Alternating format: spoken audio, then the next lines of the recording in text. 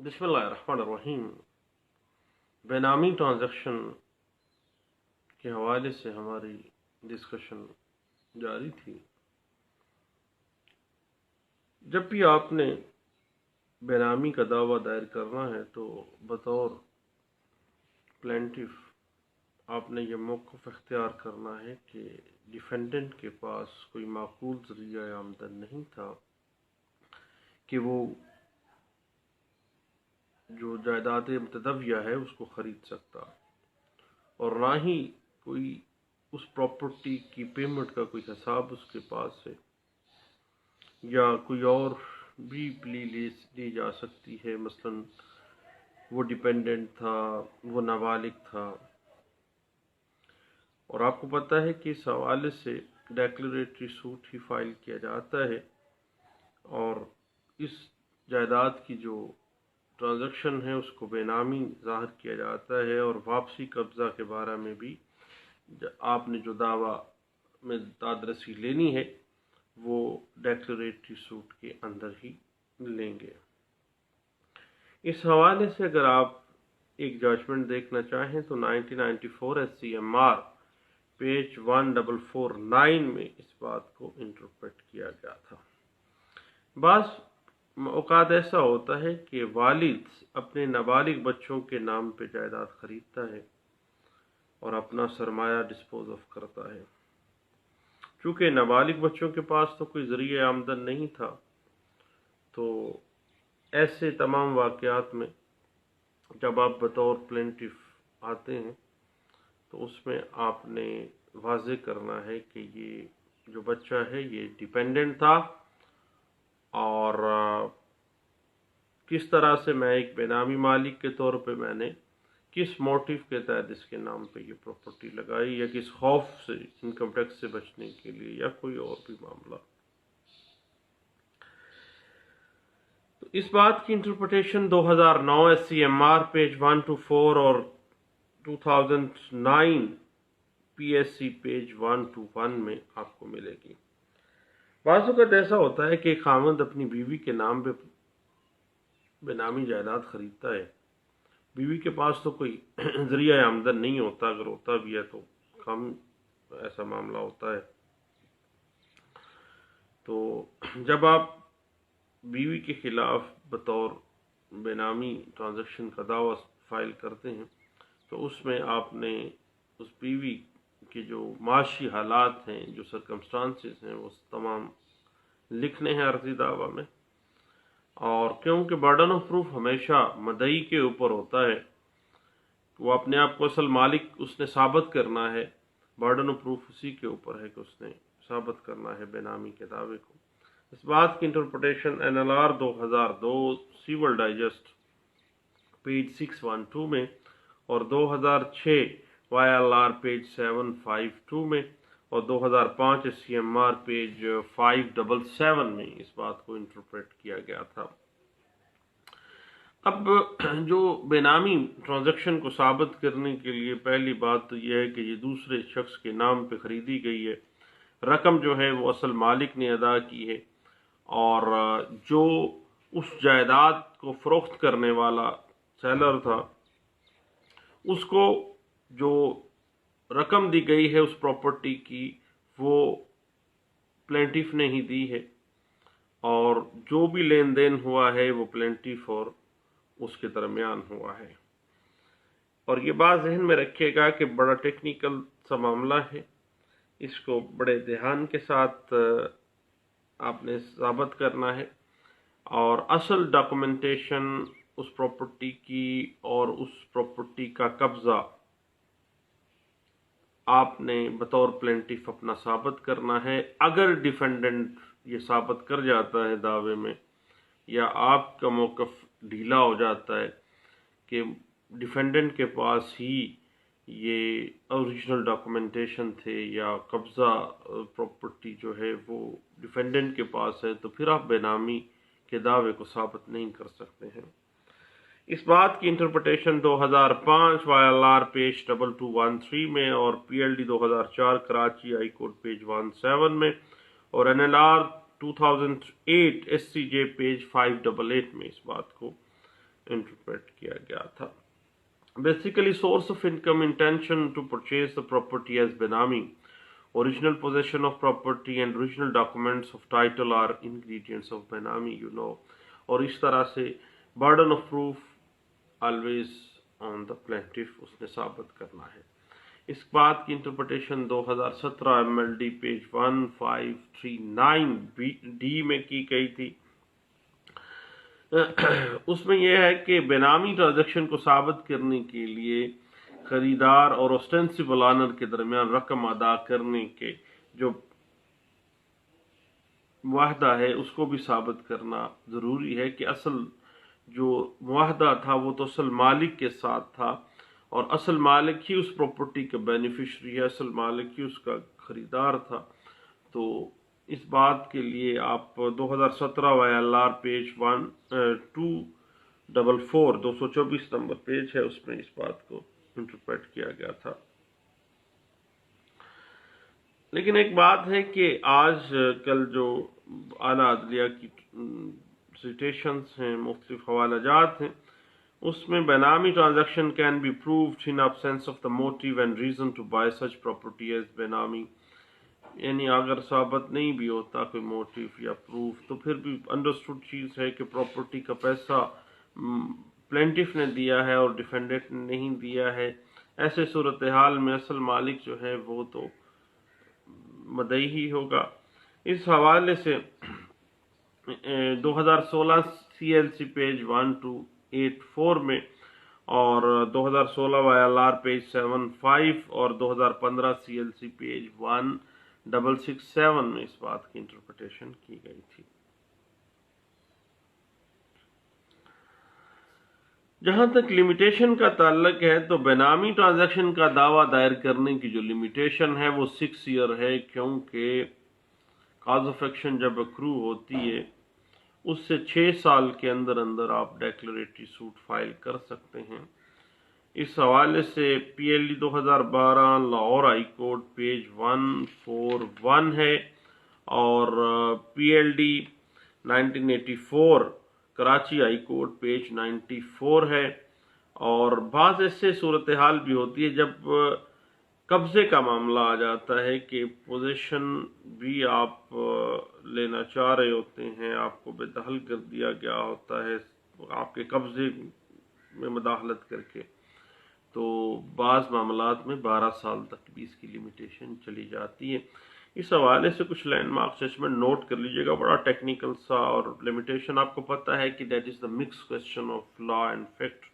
اور یہ ہمیشہ شہادت طلب معاملہ ہوتا ہے. اس پہ ڈھاکہ ہائی کورٹ کی ایک لینڈ مارک ججمنٹ ہے جو بعد میں آنے والے تمام فیصلہ جات میں ہولڈ کیا گیا اس کو، اور اس پہ اسی کو بنیاد بنا کے آگے فیصلہ جات کیے گئے. PLD 1957 Dhaka high court page 575 اور 2002 ILR پیج 1311 میں اس بات کو انٹرپریٹ کیا گیا تھا.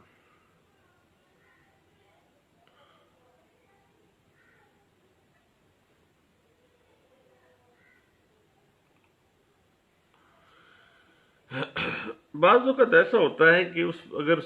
سکنی پراپرٹی ہے تو کوئی یوٹیلیٹی بلز وغیرہ جس پارٹی کے نام پہ ہوتے ہیں، اٹ مین کہ بجلی کا میٹر ہے، سوئی گیس کا میٹر ہے، اگر وہ مدعی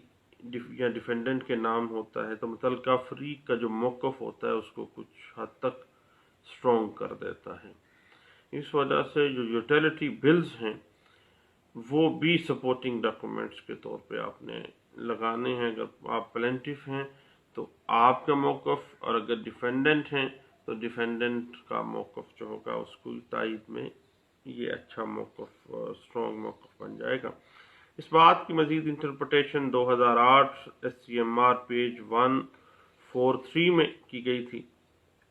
لیکن یاد رکھیے گا کہ اگر کمبائنڈ فیملی سسٹم ہے اس کے اندر کسی ایک کے پاس یوٹیلیٹی بلز کسی کے نام پہ ہونا جو ہے وہ کوئی فائدہ نہیں اس چیز کا ہوتا ہے. لیکن اگر علیحدہ علیحدہ رہ رہے ہوں اور جس پارٹی علیحدہ علیحدہ حصے پہ قابض ہیں بے نامی کا دعویٰ چل رہا ہے تو جو یوٹیلیٹی بلز کس کے نام پہ ہیں اس بندے کے موقف کو تقویت دے دیں گے۔ اس حوالے سے مشترکہ خاندان میں اگر ایسا سسٹم ہے، combine joint family system Punjab میں سندھ میں ہوتا ہے، تو اگر ایسی پراپرٹی کا بے نامی کا معاملہ آ جاتا ہے تو ایسا یوٹیلیٹی بلز کا کوئی ایسا معاملہ جو ہے وہ کوئی فائدہ نہیں ہوگا۔ 2005 ILR پیج 364 میں اس بات کو انٹرپریٹ کیا گیا تھا۔ اصل میں بات ایسی آ جاتی ہے کہ بے نامی ٹرانزیکشن بعض اوقات پریزمپشن کریٹ کر دیتی ہے۔ مثلا ایک نابالغ بچے کے نام پہ والد نے پراپرٹی خریدی ہے، ایک بیوی ہے جس کا کوئی سورس آف انکم نہیں ہے، اس کے نام پہ اس کے والد نے اگر پراپرٹی خریدی ہے، اس کے خاوند نے اگر پراپرٹی خریدی ہے، تو یہ بے نامی کی پریزمپشن پریویل کر جائے گی لا کے اوپر کہ واقعی پرزیوم کر لیا جائے گا کہ یہ بے نامی ٹرانزیکشن ہی تھی۔ اس حوالے سے 2002 CLC پیج 1537 اور 1993 CLC پیج 605 میں اس بات پہ ہمیں انٹرپریٹیشن جو ہے وہ مل جاتی ہے۔ لیکن ایک بات ذہن میں رکھیے گا، بطور پلینٹف جب آپ بے نامی ٹرانزیکشن کا ڈیکلیریٹری سوٹ میں جاتے ہیں اور یا ڈیکلیریٹری سوٹ کے ساتھ ساتھ پوزیشن میں جاتے ہیں، تو ذرائع آمدن آپ نے جو ثابت کرنے ہیں وہ مینڈیٹری ہیں، اور اگر آپ وہ ثابت نہیں کرتے تو دعویٰ خارج ہو جائے گا۔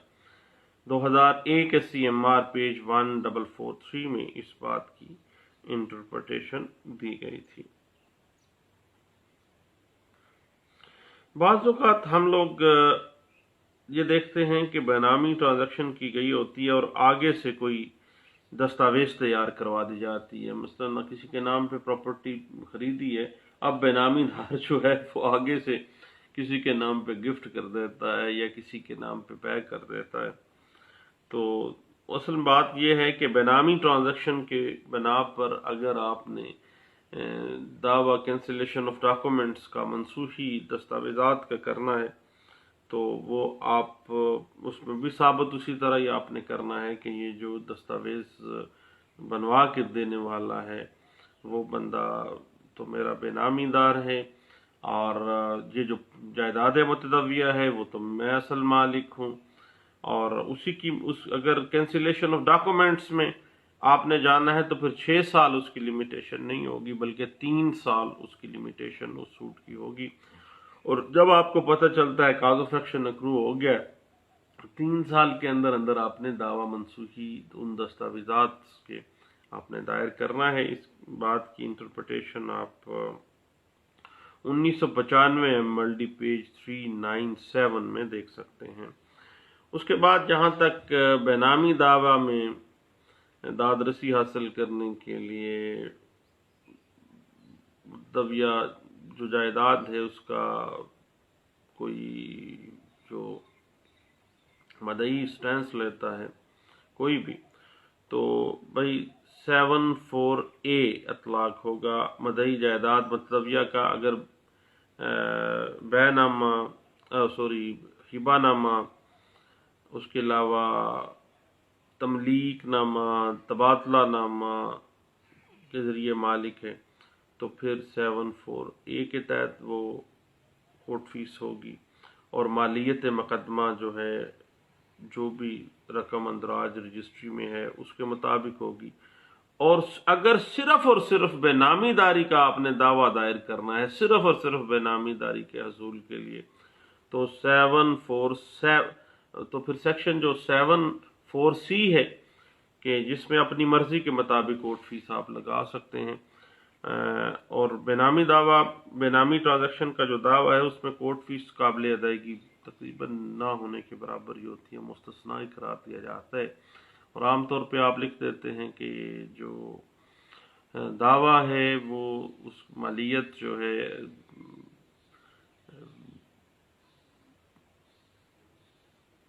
وہ صرف اور صرف جو ہے اختیار سماعت اور کورٹ فیس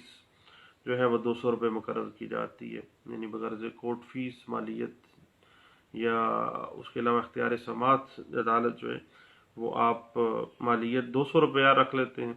کورٹ فیس سے استثناء مل جاتا ہے، تو اس میں کوئی حرج نہیں ہے، کوئی قباحت نہیں ہے۔ اس بات کی انٹرپریٹیشن اگر آپ مزید دیکھنا چاہیں تو 1995 MLD پیج 316 میں اور 316B میں اس بات کی انٹرپریٹیشن کی گئی ہے۔ اور گفٹ کی صورت میں آپ کو پتہ ہی ہے کہ 74A میں فال کرتا ہے، اور جو بھی مالیت ہے گفٹ کی صورت میں جو دستاویز پہ لکھی گئی ہے، یا بیانہ کی صورت ہے، یا تملیک کی صورت ہے، تبادلے نامے کی صورت ہے، تو پھر آپ کو جو مالیت بنتی ہے اس کے مطابق کورٹ فیس ہوگی۔ اگر صرف بے نامی ٹرانزیکشن کا معاملہ ہے تو بھائی صرف اور صرف آپ نے اپنی مرضی سے اس کی جو مالیت دعویٰ اور مالیت اختیار سماعت جو ہے کورٹ فیس اور اختیار سماعت وہ متعین کرنا ہے، اور کورٹ فیس سے استثناء مل سکتا ہے۔ اس بات کی انٹرپریٹیشن مزید دیکھنا چاہیں تو 1993 CLC پیج 1606E میں کی گئی تھی۔ اور یاد رکھیے گا کہ بعض اوقات بعض دوست یہ کہتے ہیں کہ بے نامی ٹرانزیکشن جو ہے وہ اسلامی جو تعلیمات ہیں ان کے خلاف ہیں، تو یاد رکھیے گا کہ بے نامی ٹرانزیکشن قطعی صورت یہ کوئی ایسا معاملہ نہیں ہے کہ یہ اسلامی تعلیمات کے خلاف ہے۔ اس بات کی انٹرپریٹیشن 1993 میں سپریم کورٹ آف پاکستان نے بھی کی تھی، اور اس کی آپ انٹرپریٹیشن دیکھ سکتے ہیں 1993 SCMR پیج 1325 میں